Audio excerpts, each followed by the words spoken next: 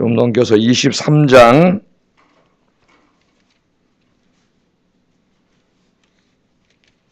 누가복음 23장 27절 28절 읽겠습니다. 27절 28절 또 백성과 및 그를 위하여 가슴을 치며 슬피 우는 여자의 큰 무리가 따라오는지라 예수께서 돌이켜 그들을 향하여 이르시되 예루살렘의 딸들아 나를 위하여 울지 말고 너희와 너희 자녀를 위하여 울라. 아멘. 오늘은 우시네요. 자꾸 예수님도 우시고 여인들도 울고. 그래서 오늘 제목을 울고 계시는 하나님 그렇게 정해봤습니다. 울고 계시는 하나님. 지난번에 제가 요나서를 강의를 했었는데 요나서를 강의할 때 그 요나서 4장 뒷부분을 강의하면서 눈물을 흘리고 계시는 하나님 그런 주제로 설교를 한 적이 있어요. 눈물을 흘리고 계시는 하나님. 요나서 4장 11절 보면은 이런 말씀이 있어요. 하물며 이 큰 성읍 니느웨에는 좌우를 분별하지 못하는 자가 12만 명이요 가축도 많이 있나니 내가 어찌 아끼지 아니하겠느냐 그런 말씀이 있습니다. 니느웨이는 이스라엘하고 원수지간이었죠. 원수지간. 우리하고 일본하고 지금 막 그런 것처럼 더 원수지간 이었는데 자기 민족을 괴롭히고 요나는 어려서부터 자라면서 그 아수르 사람들, 니느웨 사람들이 쳐들어와 가지고 자기 동네 사람 친척이 죽었을 수도 있어요. 약탈당하고 살인당하고 막 이런 모습들을 보면서 자라면서 막 민족적인 감정이 막 불타가지고 저놈 새끼들은 빨리 하나님 심판을 받아 멸망해야 된다고 생각하면서 자라는데 오늘 하나님께서 네가 거기 가서 복음을 전하라는 거 아닙니까? 회개의 복음을 전하라고. 니느웨이가 그 말씀을 거역하고 난 도저히 그러지 못해. 차라리 뭐라 내 차라리 죽을지언정 내 거기 가서 복음을 못 전하겠다고 도망가다가 결국 하나님한테 끌려와가지고 이제 복음을 증거하는데 자기가 가서 얘기하니까 그 사람들이 회개를 했어요. 회개를 안 할 줄 알았는데 정말 회개를 했어요. 이 사람들이. 회개를 하니까 하나님 용서해 주셔요. 용서해 주시려니까는 기뻐해야 되는데 요나가 화를 냈습니다. 하나님한테. 그죠? 화를 했어요. 이런 놈들을 용서해 주시다니 하나님한테. 예? 하나님하고 막 다퉜어요. 요나서 4장을 보면. 그때 하나님께서 이제 깨닫게 해주시려고 요나가 그 저 땡볕에 나와가지고 니느웨 성이 어떻게 되나 보려고 발장 끼고 탁 보고 있는데 하나님께서 박넝쿨을 하나 이렇게 주셔가지고 그죠? 그늘을 해서 가리게 했는데 시원하다 그러고 앉았는데 금방 벌레를 하나 둬가지고 박넝쿨 다 갉아먹어서 말라 죽어버렸어. 그랬더니 또 하나님한테 막 화를 내고 요나 그랬지 않습니까? 그때 하나님 하신 말씀이 그 요나서 4장 11절이 야 너는 그 하룻밤 있다가 네가 심지도 않은 박넝쿨 하나 없어진 것 같고도 그렇게 슬퍼하고 화를 내고 아까워하고 그러는데 이 니느웨 성에는 좌우를 분별하지 못하는 자가 12만 명이 있고 그 많은 가축이 있는 큰 도시인데 이 성을 내가 어찌 아끼지 아니하겠느냐. 우리말을 성경에 그렇게 번역을 했어요. 그래서 저도 그냥 요나서에 피상적으로 읽을 때는 그냥 아끼지 아니하겠냐 이렇게 읽었는데 요나서로 자세히 강의하다가 아낀다는 말 하나님이 이 동사를 연구하다가 이 아낀다는 말 이 후스라고 하는 히브리 말이 불쌍히 여긴다. 치근히 여긴다. 눈물을 흘린다. 그런 의미가 있다는 걸 알았어요. 그 12만 명이 죄 짓고 그 죄 져서 멸망의 길로 가는 것을 보고 하나님이 단순히 아낀다는 말이 아니라 하나님이 불쌍히 여기시고 계신다. 눈물을 흘리고 계신다는 의미구나 이게. 너무나 밋밋하게 아끼지 아니하겠느냐 이렇게 번역함으로써 그냥 무슨 자기 좋은 물건 있으면 아끼잖아요. 조금 하나 아끼는 거 있다가 어디 없어지면 그냥 좀 아까워하잖아요. 그 정도 마음처럼 들리는데 그게 아니거든요. 이게 하나님의 이 눈물이에요, 눈물. 12만 명이 있는 그 고대 도시로서는 제일 큰 도시죠. 얼마나 큽니까? 12만 명인데. 근데 그 사람들이 하나님 믿지 않고 죄 짓고 살고 있는 걸 보고 좌우를 분간하지 못, 앞뒤를 분간하지 못하는 사람이라 그랬어요. 그런 사람은 12만 명이 멸망하게 생겼는데 내가 어찌 그들을 보고 울지 않겠느냐. 그런 말씀. 그래서 그 말씀을 가지고 설교를 한 적이 있습니다. 근데 오늘 이 19절 우리가 아까 19장 41절에 보니까 예수님이 예루살렘 성을 바라보시면서 어떻게 하고 계셨어요? 울고 우셨다 그랬습니다. 우셨다. 예수님이 우셨다. 그 13장에 보면은 그 유명한 말씀하시죠. 예루살렘아 예루살렘아 선지자를 죽이고 네가 파송된 자를 돌로 치는 자여 암탉이 제 새끼를 날게 하니 모험같이 내가 네 자녀를 모으려 한 일이 몇 번이냐. 암탉이 자기 새끼를 독수리가 확 뜨면은 여러분 닭이 어떻게 해요? 날개 밑으로 자기 새끼들을 탁 이렇게 보호하는 거죠. 그것처럼 암탉이 자기 새끼를 날개 아래 모으는 것처럼 내가 네 자녀를 모으려니 몇 번이냐. 그러나 네가 원치 않았다. 끝까지 거부했다는 거죠. 이제 네가 황폐하여 버림받으리라. 예수님이 이렇게 말씀하셨는데 이 19장에 다시 예루살렘 성을 보실 때도 회개하지 않아요. 여전히 죄 가운데 살고 있습니다. 이제 하나님의 심판의 불이 코앞에 왔어요. 그 예루살렘을 보시면서 우리 예수님이 어떻게 하셨다고요? 우셨습니다. 이 요나서 첫 마지막 장 4장 11절에 그 멸망하는 니느웨의 성을 보고 내가 울지 않겠느냐. 그렇죠? 하나님이 울고 계셨는데 그 하나님이 지금 인간의 몸을 입고 이 땅에 오셨죠. 이 땅에 오셔서 똑같지 않습니까? 예루살렘 성. 그건 이방인 성인데 이건 하나님을 믿는다고 하는 사람들이 사는 성이에요. 그 예루살렘 성이 똑같이 어떻게 해요? 좌우를 분별하지 못하고 죄 가운데 살면서 멸망의 길로 가고 있어요. 그 성을 바라보면서 지금 예수님이 어떻게 하고 계시냐? 똑같이 우시고 계시는 거죠. 울고 계신 하나님. 이 예수님 누구세요? 바로 요나서 4장 11절에 그 니느웨 성을 바라보면서 눈물을 흘리셨던 바로 그 하나님이세요. 그 하나님이 인간의 몸을 입고 이 땅에 오셨을 때 성만 바뀐 거지. 니느웨 성이 예루살렘 성으로 바뀐 거죠. 하는 짓은 똑같아요. 좌우를 분별하지 못하고 죄짓고 살다 멸망의 길로 가고 있는 그들을 바라보시면서 하나님이신 그분이 울고 계십니다. 울고 계십니다. 그럼 이거는 우리에게 오늘 뭘 보여주는 겁니까? 이걸 확장시켜 보세요. 인간이 살고 있는 세상으로 확장시켜 보세요. 하나님께서는 이 좌우를 분별하지 못하고 하나님이 이렇게 살아계신데 하나님 없다 그러면서 쥐다론을 주장하고 무신론을 주장하면서 죄짓고 살다 멸망의 길로 가고 있는 이 좌우를 분별하지 못하고 살아가고 있는 이 사람들, 돈과 권력과 쾌락이 단지 알고 그렇게 살면 멸망받고 지옥 가는데 지옥불을 멸망을 받는데 그걸 알지 못하고 좌우도 분별하지 못하고 달려가고 있는 그 사람들 바라보시면서 하나님 어떻게 계시는 거예요? 지금 울고 계시다는 걸 우리에게 보여주는 거예요. 울고 계시다고 하는 거예요. 하나님은 지금 세상을 보시고 울고 계십니다. 울고 계세요. 그 하나님의 눈물을 우리가 닦아드려야 돼요.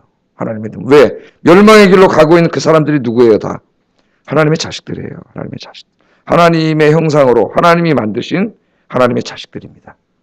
그들을 구원하려고 하나님께서 인간의 몸을 입고 이 땅에 오셨는데도 그들이 그 하나님을 영접하지 않아요. 영접하지 않아요. 영접하는 자에게는 하나님의 자녀가 되는 권세를 주시려고 죄사함 받고 하나님의 자녀가 되는 권세를 주시려고 오셨는데 그 땅 백성에게 오셨는데 그 땅 백성이 영접하지 않고 죄를 져요. 그래서 예수님께서 십자가 사건을 앞두고 마지막 예루살렘 성을 바라보시면서 오늘 19장 41절에 보면 울고 계십니다. 우셨어요. 바로 그분이 하나님이세요. 하나님이 울고 계세요. 그래서 오늘 우리 그리스도인들이 이 하나님의 마음으로 세상을 바라봐야 됩니다. 하나님의 마음으로. 믿지 않는 사람들을 바라볼 때 우리 마음속에 하나님을 마음으로 바라봐요. 하나님의 마음으로 바라보면 어떻게 보여요? 예수 믿으면서 세상을 부러워하는 사람이 있어요. 그 세상 사람을 흉내내려고 그러는 사람이 있어요. 그 멸망의 길을 가려고 하는데 그걸 못해서 멀리서 바라보면서 아이고 저렇게 살고 싶다 그런 사람이 있어요. 하나님의 마음을 갖게 되면은 불쌍하죠. 저렇게 살다 멸망하죠. 돈이 많으면 뭐 하겠어요? 권력이 있으면 뭐 하겠어요? 공부를 많이 했으면 뭐 하겠습니까 여러분? 멸망의 길로 가고 있는데 잠깐 살다가 죽어서 지옥 갈 인생들인데 하나님의 마음으로 바라보면 불쌍한 거죠. 불쌍해요. 우리 선생님들이 이렇게 아침에 많이 오셨는데 여러분에게 맡겨주신 그 어린 영혼들을 하나님의 마음으로 바라보시기를 바랍니다. 하나님의 마음으로. 그 아이들이 지금 그 잘못된 길로 가고 있고 이 세상에서 지금 얼마나 고통당하고 있어요. 그 아이들을 바라보면 선생님들이 하나님의 마음으로 안타까운 마음으로 아이들을 바라보며 가르칠 수 있는 선생님들이 되시기를 주의 이름으로 축복합니다. 자, 우리가 아까 누가복음 23장 아까 그 본문을 27절로 넘겨보세요. 27절로 예수님이 십자가를 지고 골고다 언덕으로 올라갈 때에 어떤 일이 있었어요? 예? 큰 무리의 여성들이 많은 여성들이 그 생각을 해보세요. 십자가 지시고 올라가시는 예수님, 예? 얼마나 막 머리에 피가 흐르고 막 기진하고 막 그런 분이 그 십자가를 지고 올라가는 모습을 보면서 그 여인들이 어떻게 했습니까? 예수님을 따라오면서 슬피 울었다 했습니다. 예수님을 위해서 슬피 울은 거예요. 슬피 울었어요. 끔찍하게 죽으실 예수님을 위해서 슬피 울었습니다. 여러분, 이 여인들은 아마도 예수님을 잘 섬겼던 여인들임에 틀림이 없어요. 그래서 안타까운 마음으로 주님을 따라오면서 슬피 울고 있습니다. 우리가 바로 이 예수님의 이 안타까운 마음을 보고 가슴을 치며 우리도 울어야 돼요. 여러분들은 예수님을 생각하면서 가슴을 치면서 울어본 적이 있습니까? 있는 줄로 믿습니다. 가슴을 치면서. 예? 예수님의 십자가를 생각하며 그 안타까움과 그 사랑과 은혜에 통곡해 본 적이 있습니까? 언제 한번 그래 보세요. 언제? 그때 그 마음이 회복되는 이 아침이 되기를 주의 이름으로 축복합니다. 십자가의 주님을 바라보며 눈물을 흘리고 통곡하는 마음, 그 마음이 메마르면, 그 마음을 회복하지 못하면 우리의 신앙이 메마르고 피폐해져요. 우리 마음이. 그 마음을 우리가 회복해야 돼요. 십자가만 생각해도, 십자가만 바라봐도 그 은혜와 사랑에 감격하는 그런 믿음. 이 여인들이 주님이 십자가 지는 모습을 보고 통곡하며 가슴을 치고 우는 것처럼 날 위해 십자가 지신 그 주님을 바라보면서 통곡하며 울 수 있는 저와 여러분 되기를 주의 이름으로 축복합니다.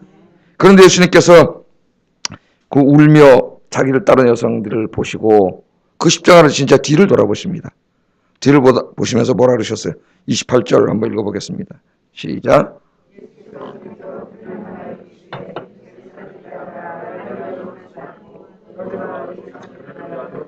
아멘. 이 우리에게 주시는 말씀이에요. 이 말씀이. 돌이켜서 그들을 보시고 그 십자가를 지고 가시는 그 고통스러운 상황 속에서, 형편 속에서 되돌아보시면서 예루살렘의 딸들아, 나를 위하여 울지 말고, 나를 위하여 울지 말고. 누구를 위하여 울으라고? 이제는 너희와 너희 자녀를 위하여 울라. 너희와 너희 자녀를 위하여 울라. 그렇게 말합니다. 내가 십자가에서 죽는 것을 안타깝게 여기지 말고 십자가의 죽음 이상으로 끔찍한 죽음을 당하게 될지도 모를 너희 자신과 자녀를 위하여 울라 그 말이에요. 예수님이 왜 십자가에서 끔찍하게 죽습니까? 우리가 지은 죄를 다 짊어지시고 우리 대신 형벌을 받으신 거예요. 그래서 우리는 예수님 때문에 그 형벌을 받지 않고 구원받은 거예요. 그런데 그 주님의 사랑을 끝까지 거부하는 자는 어떻게 됩니까? 예수님이 십자가에서 끔찍하게 죽으시는 그 끔찍한 죽음으로 그들이 형벌을 받는다는 겁니다. 너희가 나를 위해 울 때가 아니라 이제는 너 자신과 네 자식들을 위해서 울어야 될 때다. 우리 예수님이 그렇게 말씀을 하고 있어요. 왜 울어야 됩니까? 그 심판이 얼마나 끔찍한가가 29절 31절 그 밑에 나와 있어요. 29절 31절 한번 읽어보겠습니다. 시작.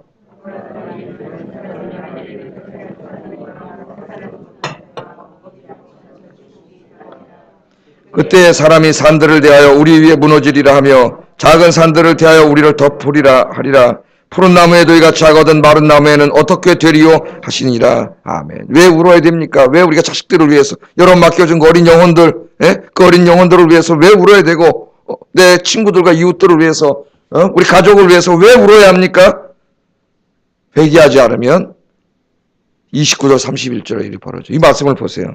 보라 날이 이르면 심판의 날입니다. 심판의 날.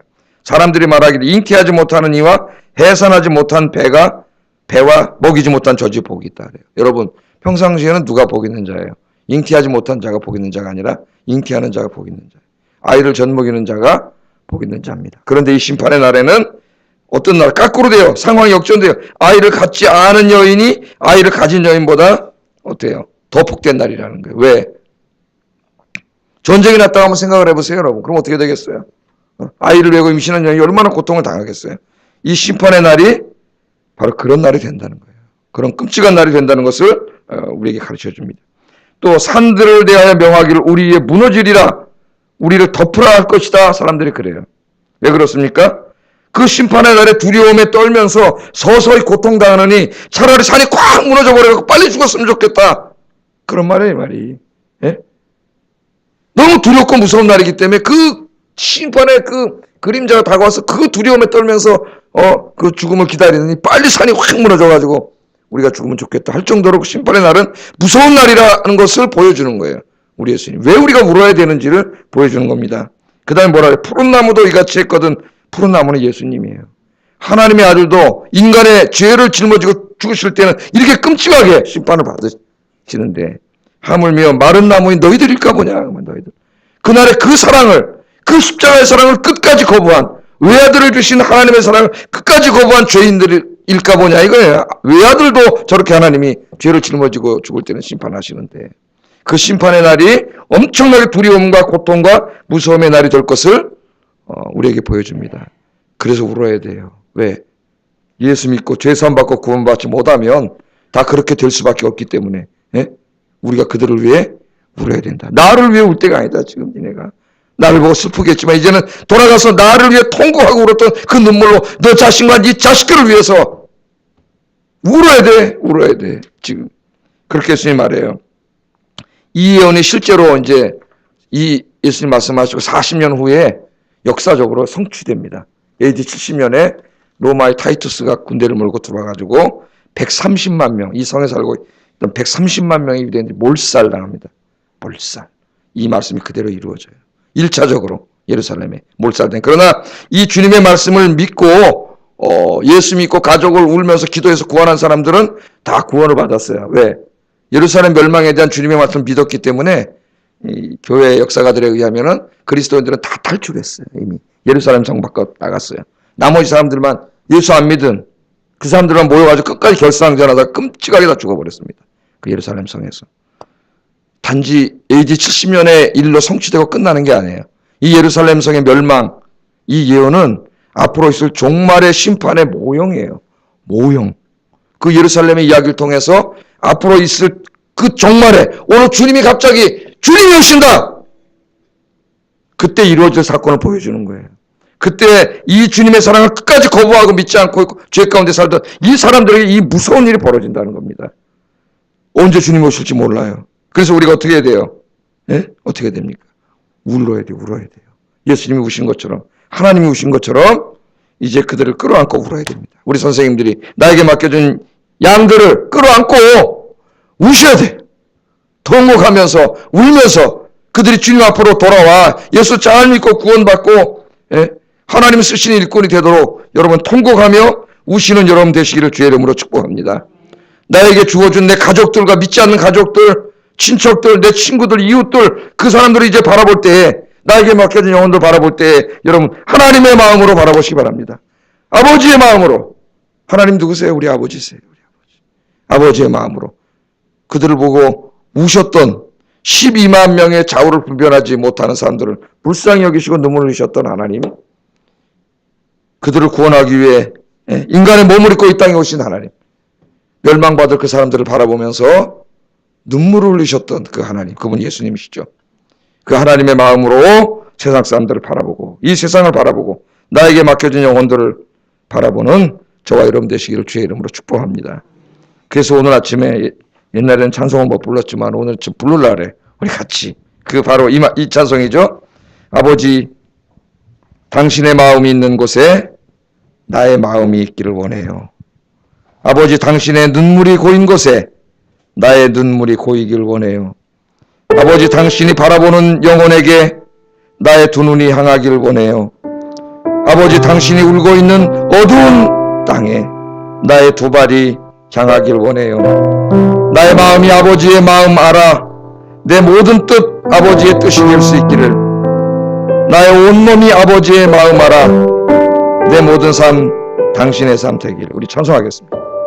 찬송하고 기도하겠습니다.